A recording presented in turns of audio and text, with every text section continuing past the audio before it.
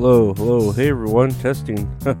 Welcome to another episode of That's All Funny. We're starting off the week strong, I guess. I don't know.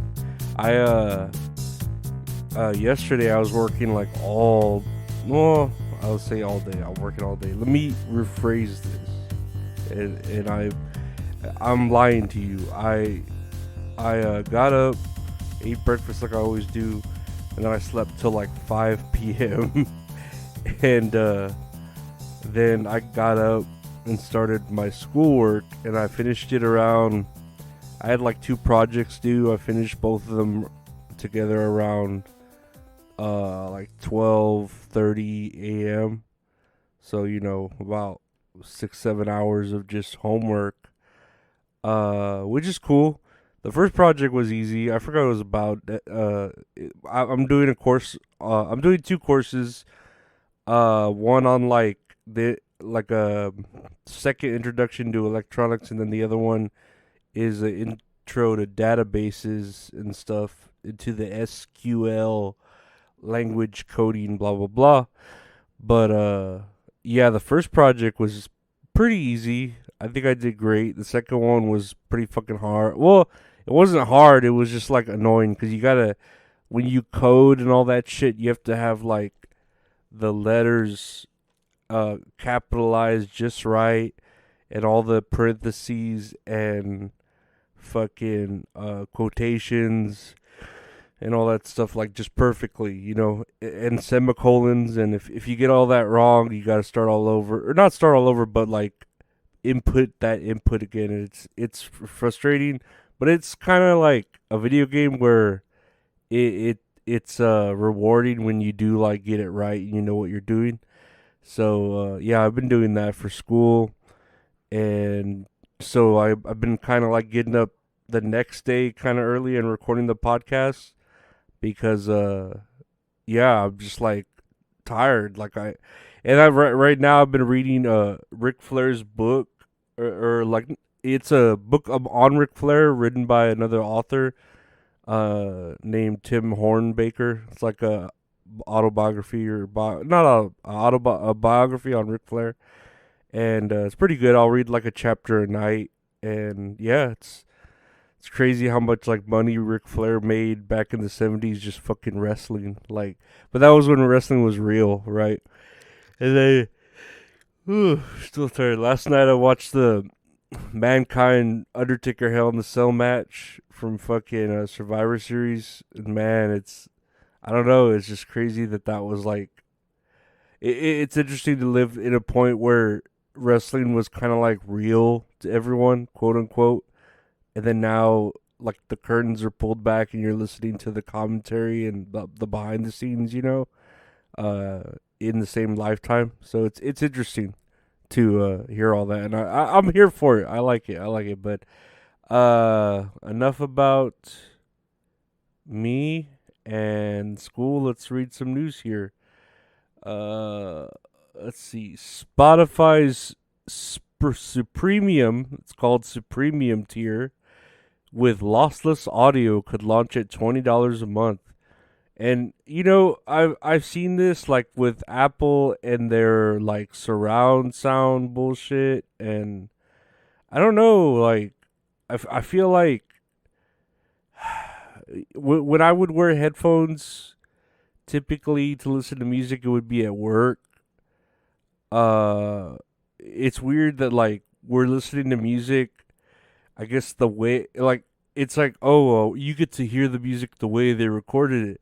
But I mean, music is kind of shit now nowadays. Like, well, why do you want to hear the way they recorded it when it's I don't know if it's overproduced or it's just not well done, or even like there's a point in music I know, like when the Red Hot Chili Peppers recorded fucking Californication, it was real loud. Like I forgot what they called it, the loud era, whenever like music just got kind of like louder for the sake of music players or something. So I don't know why you'd want to hear that. And then, like I said, Oof, I'm so tired. Just I haven't had breakfast yet. Don't bother me till I have my coffee. Um, but yeah, the music now is recorded, I guess, a lot better with studios or, I mean, shit. Independent people are just recording in their fucking houses with an iPhone, and it's good quality too. But I feel like regular music now is fine quality. You know what I mean? I don't think you're gonna suffer at all by listening to the 9.99 tier or the free tier, and then you have to also have to have the right headphones to do it with or the right speaker system. So I don't know. I guess if you're a quote unquote audiophile, you can do that, but I don't think it. I feel like headphones right now are just as good, and music recorded if you find it right, it's just as good. I don't know. Whatever. All I know is $20 a month for music. That's too much for me. Just music. Speaking of Spotify, Spotify will use AI to replicate podcasters' voices and translate them to other languages. I mean, this is cool, but then also scary, because you can just use the AI to translate. Like, let's say Joe Rogan, you want to uh translate him into Portuguese. So you put Joe Rogan's voice in Portuguese, and it does it, and it does it in a few seconds of speech easily. Where I feel like I don't want to sound like that guy where they're taking jobs, but I know Mr. Beast does this for his videos, and he gets like, voiceover artists from the country to do a voiceover correctly.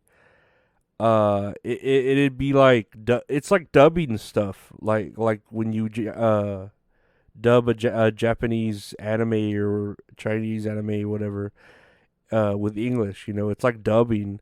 So you're taking jobs away where we could just get someone to do the voice instead of losing. You know what I mean? I get it from a perspective of wanting to share it with more of the world, but also I think it takes away the job from a person trying to do the dubbing. I know what's his name does this. Hideo Kojima-san.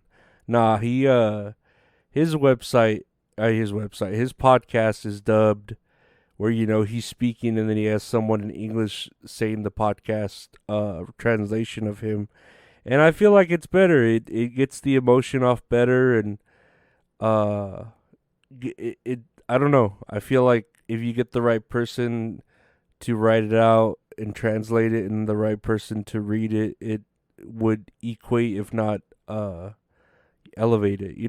I think so, but I get it from Spotify's perspective, and then I also have my own opinion on it. So that's life. Whatever. Here's an interesting headline. Researchers are investigating whether meerkats pick up on human emotions. And it's like, to me, it's like, who cares? I don't care if a meerkat knows how I feel. It says here researchers are investigating whether meerkats can detect emotions such as happiness, sadness, or anger from people, and then adapt to their behavior accordingly. Which I don't know why this is the thing. Why do we care how meerkats think we feel, and then how do we care if they behave the right way to the way we feel? Like, are they supposed to, like, what is it? Care about us? Like, if we're sad, are they gonna come console us? Or are they gonna be empathetic? Or if we're mad, are they gonna stay away from us? Or if they're mad, are they gonna be laughing? What are we accomplishing from these knowing this about meerkats? I don't know. I don't get it. I this is where our grants and tax dollars go to, is this type of fucking research. I don't know. Whatever. And then a meerkat. It's just I would get. I'd feel like if a giraffe had opinions about me, I would rather know that than a meerkat. Or maybe even a raccoon. Like if a raccoon could pick up on my emotions, that'd be kind of cool. Or a crow. I mean, but crows are pretty smart. But meerkats, I don't give a fuck what a meerkat thinks about me, and I don't care if a meerkat sees me sad or happy or whatever, and it does accordingly. I don't care. Speaking of animals, and here's another headline: Sloths may be threatened by climate change after 64 million years of evolution. And the way I see this, oh well. I mean, they should have evolved. Like we're evolving for them, or we're staying put for them. I mean, sloths have been lucky enough to be able to survive by being so slow, by being up in the trees, eating fruit, and then by needing to come down once a week and take a shit, and that's the scariest it is in its life. That one day out of the week, it has to come down to take a shit, and then it goes back up into the tree.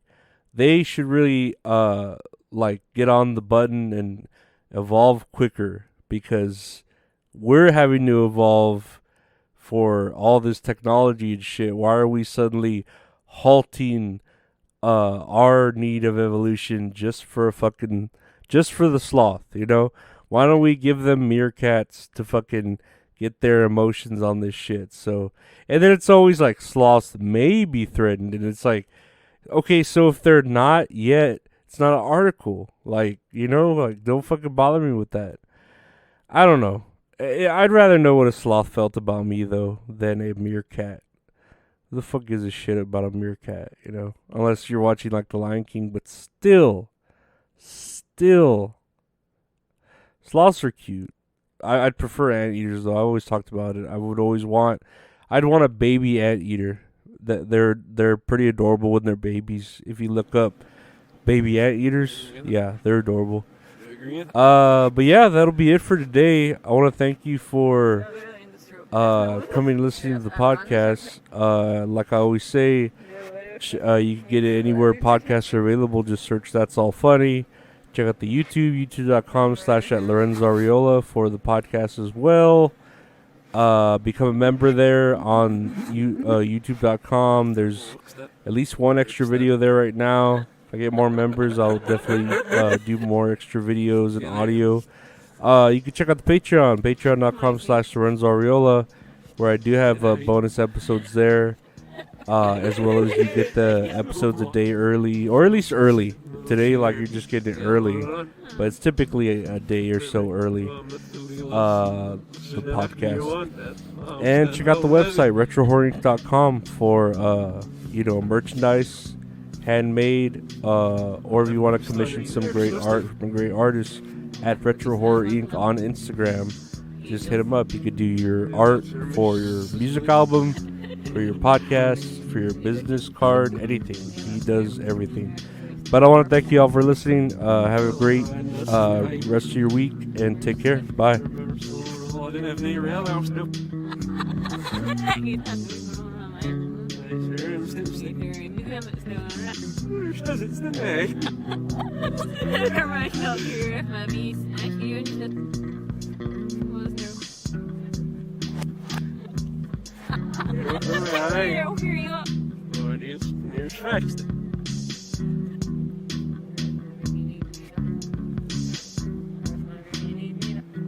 I need